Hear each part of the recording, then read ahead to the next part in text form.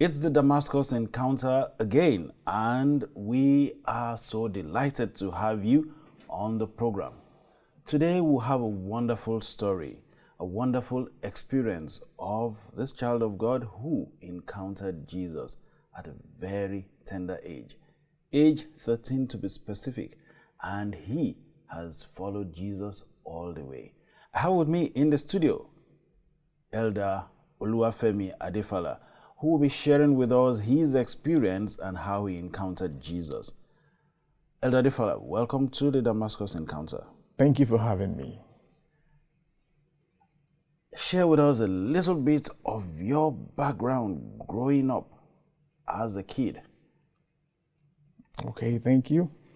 I grew up as a kid in a very humble community in Bariga, and there we have In Lagos. In Lagos, Yeah.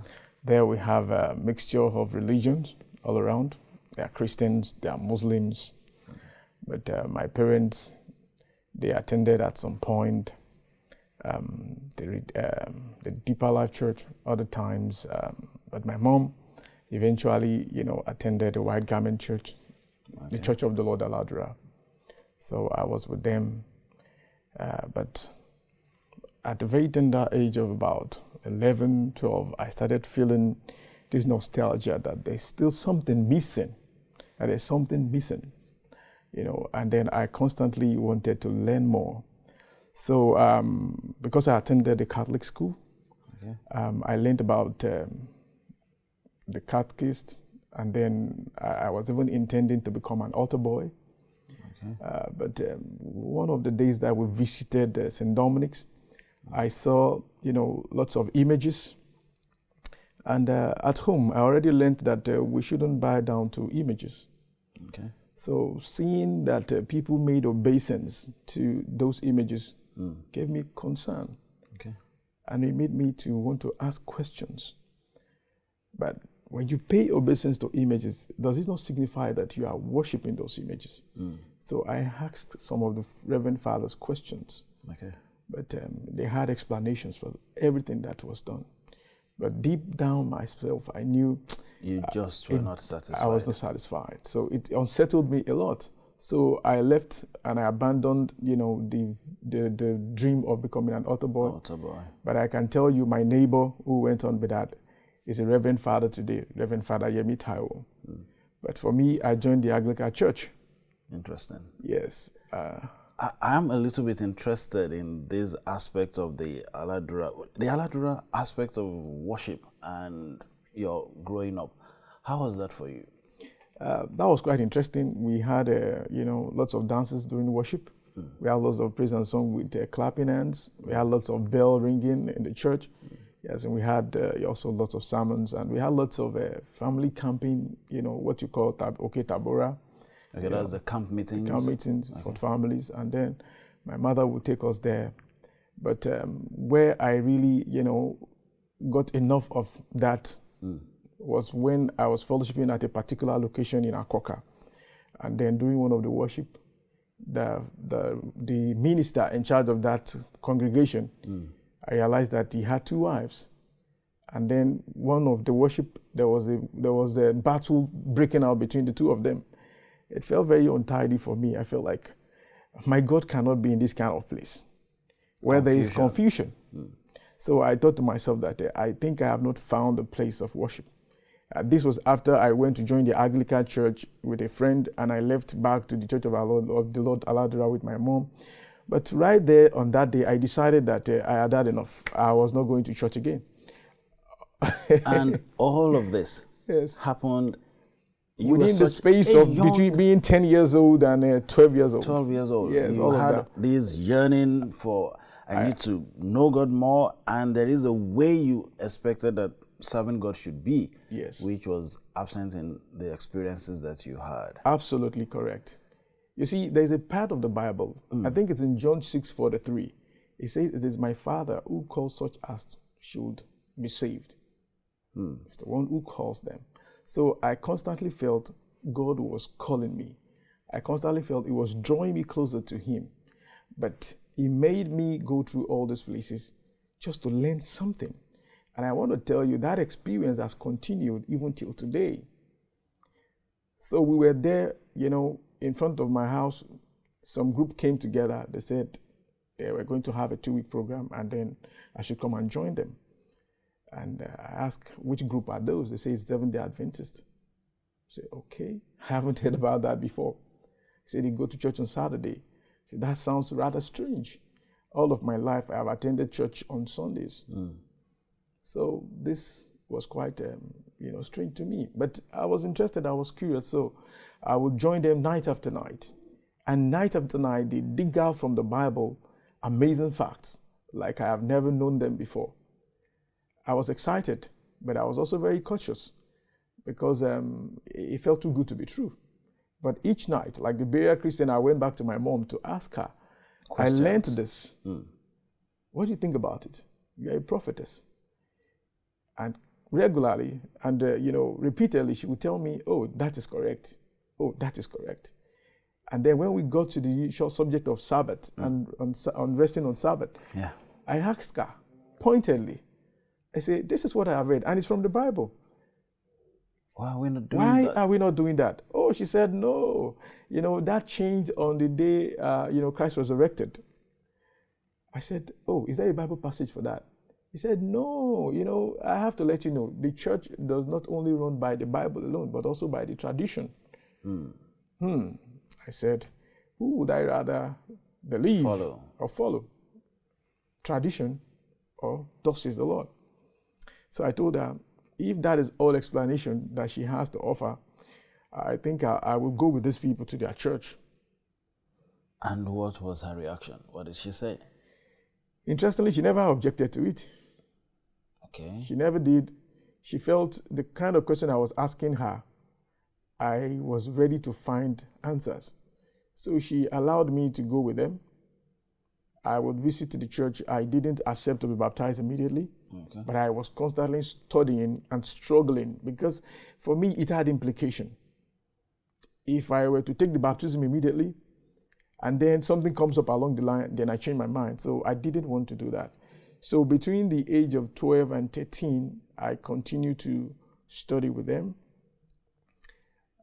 Because when they finished the 2 weeks program, I went with them to Maryland Church in particular to witness baptism by immersion. Okay. I still remember the experience. And that experience, you seeing people get baptized, changing the whole story of your life, your vision when it comes to faith and church. Absolutely. You want to explain a little bit about what exactly you felt, how you felt, how you saw people get into the waters to get baptized. Thank you very much. The roll call was made. Person after person went into the water. And as they went into the water, something moved in me. And I desired the experience. But it still felt too early for me to take that decision. I went back home to study. But then I got an invitation to Yaba Church in Lagos. There's a church in Yaba Church, Old Yaba Road. The very first day I visited that church, I felt a vision burst on my side that told me, son, this is the place I've been taking you this whole time. And I want to tell you, my experience since that day has never remained the same. I have come there to know new families. I've come there to have new brothers, new uncles, new aunties. It felt like a family place.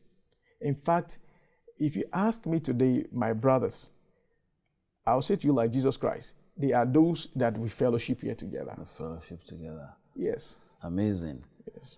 I am a little bit intrigued when I think about how early you came to know God and you got baptized. Well, people get baptized at 12 and so on. But that deep conviction, what it was that was driving you, that made you feel this is not good enough, this is what it should be. I'm curious. Your mother being a prophetess. Yes. Was there any vision, something that talked about you having to toe that line of God or search for God? Interestingly, I'll say not quite so. But it was just a constant feeling of emptiness, each of those places I went to. And then it was until I came to this place, to the Seventh-day Adventist Church, I felt the truth that were, unearthed from the Bible. I felt that this couldn't be told better by anyone. For example, I was taught how to pray, how to study the Bible. In fact, the very fact that you could study the Bible for yourself without any intermediary endeared me to the faith, in the sense that I didn't need my mom to come and explain things to me. I could just go to the Bible for myself. And study. But when I was a Catholic, it was different. We would rely on the interpretation by the Reverend Father. My principal then was Reverend Father Slattery. We would have to, if you have any question, you have to go to him. So, but it was different. I could literally have conversation with the pastor. That felt strange to me, unbelievable. And from the very moment I came to the church, I was admitted into the fellowship, as if I have always been around. And I can tell you now that from that on till today, I have held various church positions.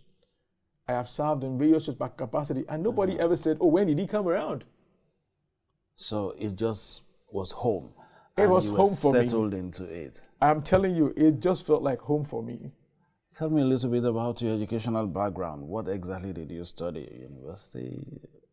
Okay, because I had early guidance, from the church, because the church would organize leadership training.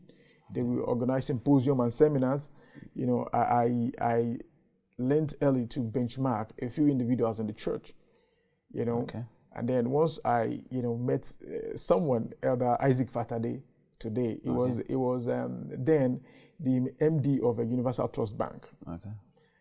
I learned that he studied accounting, and I told myself I also want to be an accountant. So I studied accounting eventually, and then I went on to do my professionals with the Institute of Chartered Accountants of Nigeria. So today, by God's grace, I'm a fellow of the institute. Wow. Yes, and that has also afforded me opportunity to serve the church in volunteer, capacity as an assistant treasurer in local church, and then eventually as auditor for the General Conference Auditing Service, which I served there until, for 8 years until last year. And then it's been a wonderful experience. When you get a job with the General Conference Auditing Service, for example, it feels like top-notch, the place to be. Yet you had reasons to think, I'll leave. Why did you leave? Thank you very much. For me, there are two reasons.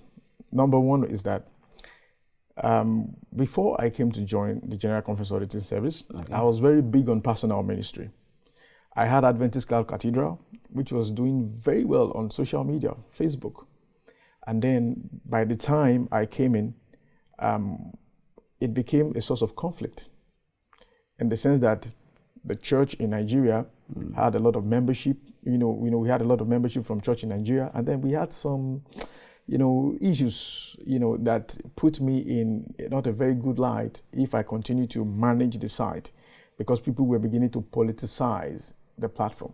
Okay. So my immediate supervisor told me I had to choose between this ministry and the job. So when they came in conflict in that manner, I decided I would shut down what we were doing. But each time I thought about it, from 2014 till date, a lot of things that we would have achieved, we couldn't. So that is partly one reason for me. Then the other reason was I had a leader in the person of Paul Douglas, who then left GCAS to be the treasurer of the church at the GC. And I felt I still want to continue to be, along his, line of work. So I had to look for opportunities within the church where I can still continue to have interaction with him. Though not directly, but I felt I needed, because people follow leaders. Okay. So I still wanted that connection. So as God will have it, there was an opening in Babcock for the group finance officer position for Babcock Investment Group. And then I was asked if I was interested, And as God will have it, I showed interest. It's a good job. Yeah. So, but coming to Babcock now, it has given me opportunity because it removed the conflict that I had. I was here on this campus. I saw opportunity for personal ministry, but because of the client auditor, relationship between GCAS and Babcock, I couldn't do a whole lot of things. But now that I have left that behind me, we have already started doing something. For example, last year, by the time this year was starting, I myself with some team, we selected a daily devotional that we believe will be very impactful campus-wide. And we shared it with the university pastor and the division of spiritual life. Ye shall receive power. And that is what we have been using since this year in many of the units in Babcock. And we are beginning to see some, testimonies of the outpouring of God's, Holy Spirit among the people. And a case in point is the recent graduation that we had. Okay. Over time, most of the graduating class, they have picked, either names, like names from Greek mythology, like Orion, like Aquila, and all of those, which were not basically having connection with biblical faith. But this graduation that we had recently, they chose onyx. If you check the Bible, you discover that onyx is very, very particular with God.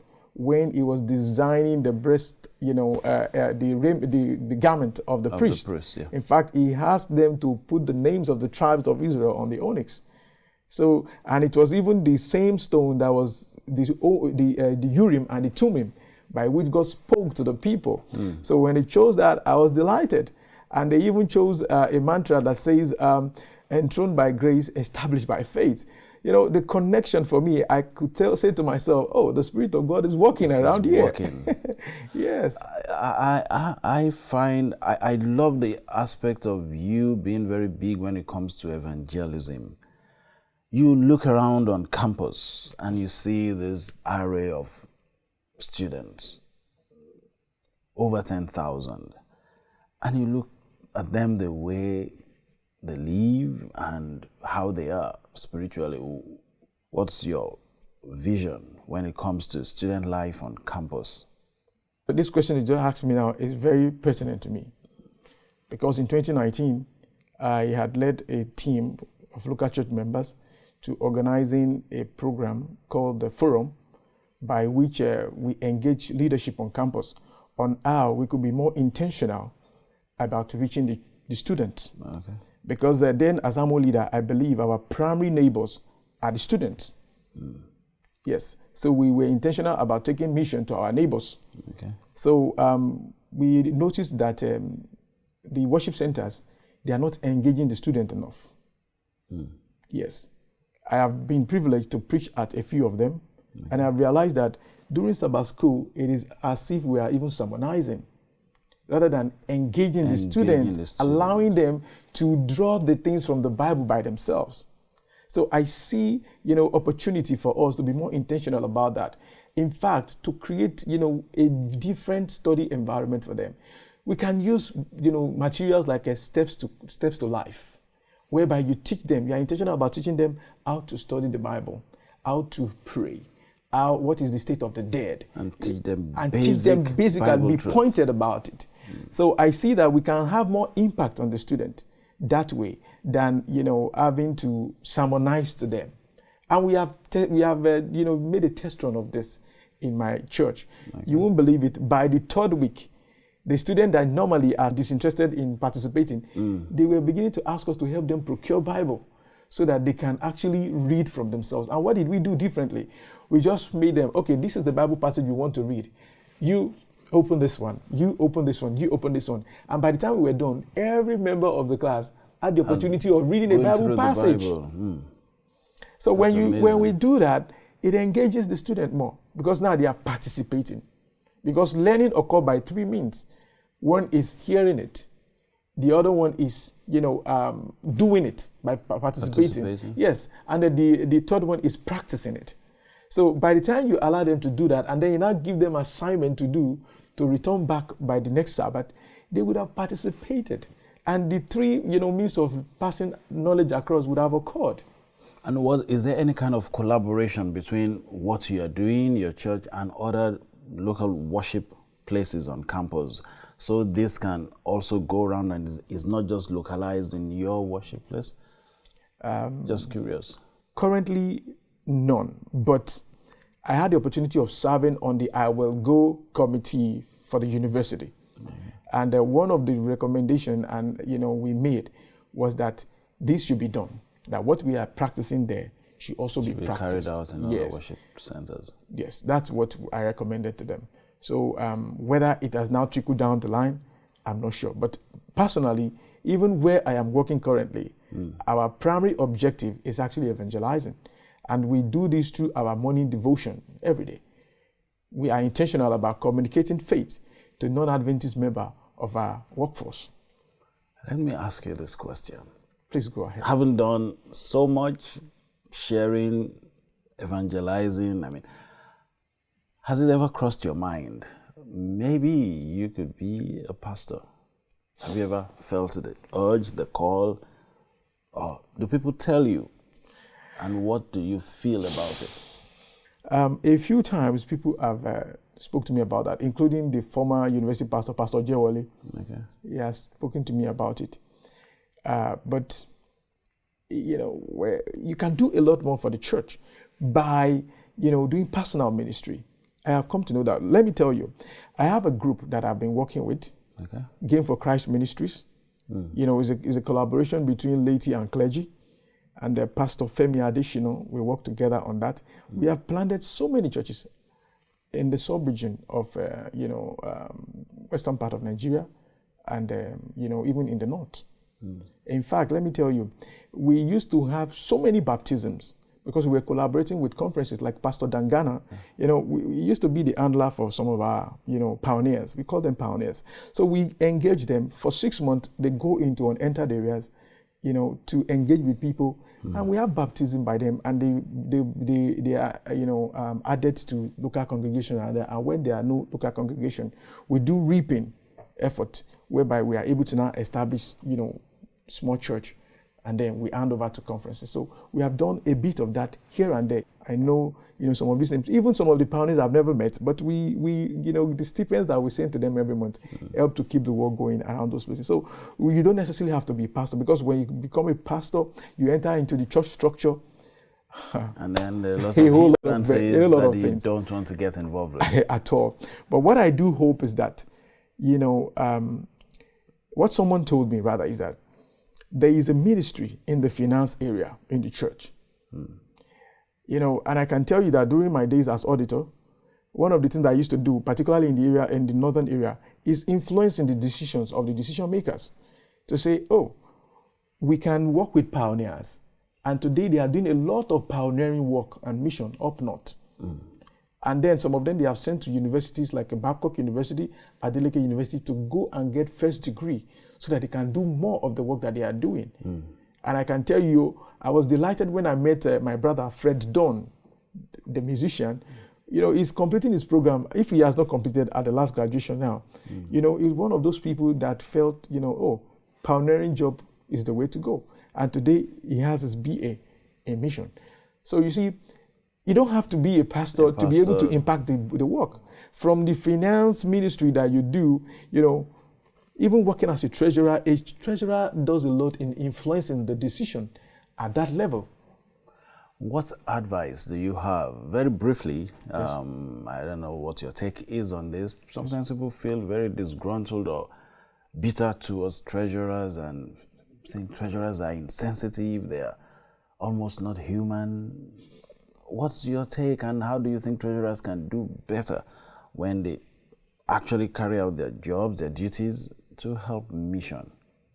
Thank you. The duty of the treasurer is to see that the finances of the entity is used for the intended purpose. And interestingly, conferences, unions, divisions, they have this money coming with labels on them. Okay. So the treasurer wants to make sure that what is designated for mission is used for mission and not for anything else.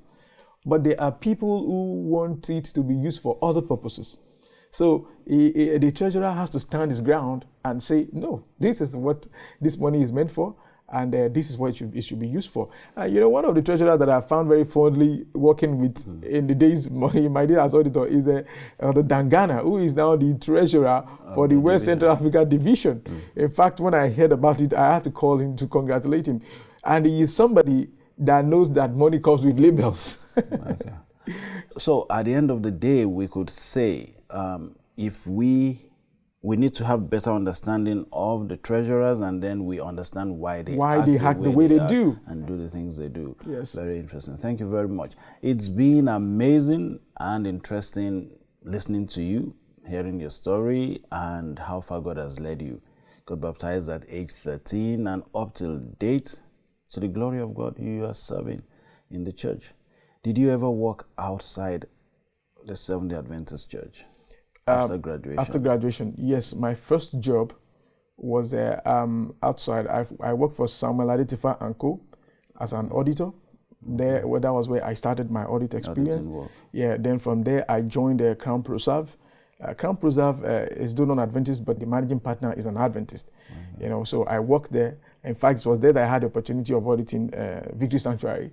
Okay. At least 2 times. So, and that helped me to also have some insight, and it made me understand why God eventually led me to work with the General Conference Auditing Service. So it would appear to me that my life already was planned by God, and every step of the way, He guided me one way or another. Because before I pick up the appointment with GCAS, I had an appointment with Sterling Capital.